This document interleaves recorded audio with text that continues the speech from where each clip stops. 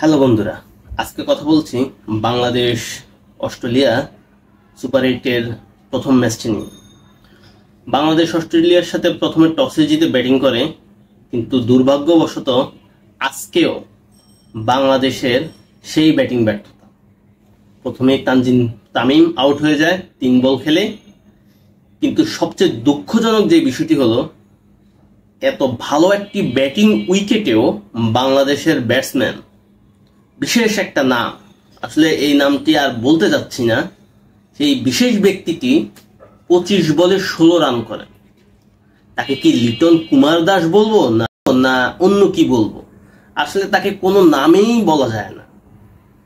সে তার মাঝে যে কি পেয়েছে Bangladesh board, Bangladesh cricket board এবং হাথুরুর সিং, সেটা তারাই ভালো জানে। আরেক হলো শান্ত, নাজমুল শান্ত আজকে কিছুটা রান পেয়েছে, 41 রান করেছে, কিন্তু 36টি বল খেলেছে।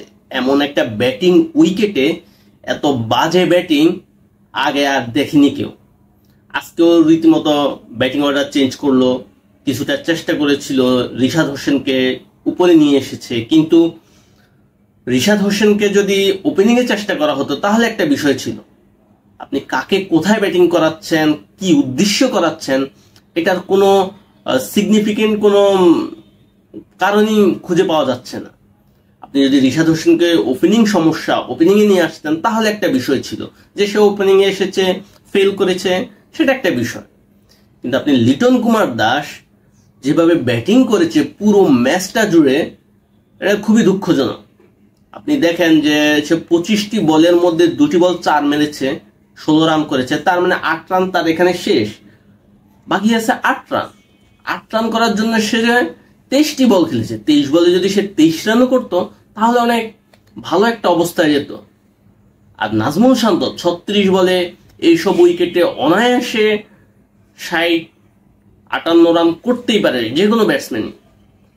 সেখানে আপনি এত খারাপ ব্যাটিং করলেন, 41 রান করেছেন।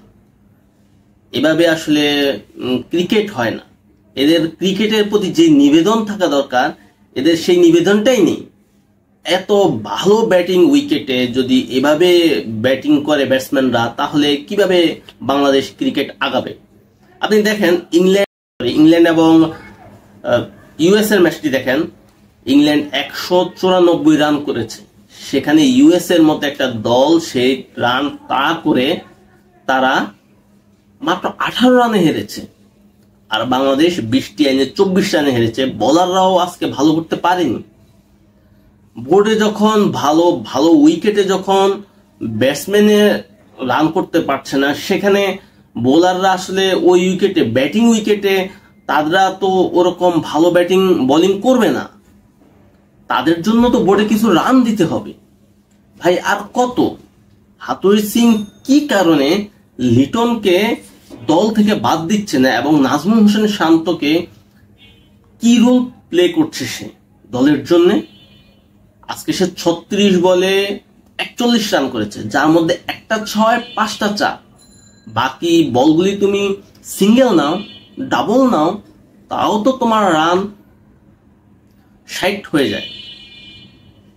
তারা একজন 113 স্ট্রাইক রেটে ব্যাটিং করে, একজন 64 স্ট্রাইক রেটে ব্যাটিং করে। খুবই দুঃখজনক। সাকিব আল হাসান একটা ক্রুশাল মুভমেন্টে এসেছে, 10 বল খেলে 8 রান করেছে, সেও ভালো ব্যাটিং করতে পারেনি। তারপর মাহমুদুল্লাহ রিয়াদ, সে 3 বলে 2 রান করেছে, ঠিক আছে। লিটন দাস যদি প্রথম বলে 0 রান করে আউট হতো তাহলেও মনে হয় বাংলাদেশের রান আরো ভালো যেত। এই ধরনের মন্থার ব্যাটিং এ যদি শুরু করে একটা দল, সেখানে আসলে ভালো কিছু আশা করা যায় না। সেজন্য স্টুয়ার্ট ল একটা কথা বলেছে যে বাংলাদেশ 25 বছরের ক্রিকেট ক্যারিয়ারে বাংলাদেশ এখনো সেই পুরাতন অবস্থায় আছে, তারা এগোতে পারেনি, তাদের ক্রিকেট আগায়নি। আসলে সত্যি বাংলাদেশ ক্রিকেট এখনো আগায়নি। ধন্যবাদ সবাইকে, ভালো থাকবেন।